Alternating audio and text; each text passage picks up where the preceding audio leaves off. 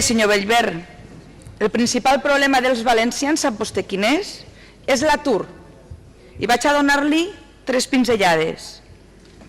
Segons l'EPA, en el primer trimestre de l'any, a la Comunitat Valenciana s'han destruït 40.900 llocs de treball. Es destrueixen 450 llocs de treball diaris.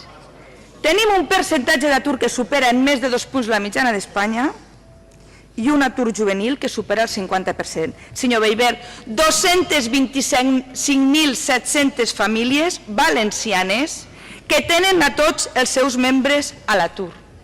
Miren, aquesta proposta que vostès porten avui ací no va a resoldre les més de 17.000 sol·licituds de les persones que esperen per a sobreviure les ajudes de la llei de dependència. Vostès venen ací a dir-nos que defensen la nostra llengua, els nostres costums, la nostra identitat com a poble. Però si han tancat la radiotelevisió pública, que era la ferramenta per a la difusió de la nostra llengua, la nostra cultura i de les nostres senyes d'identitat, incomplint vostès, el Partit Popular, el nostre Estatut d'Autonomia, senyor Bellver.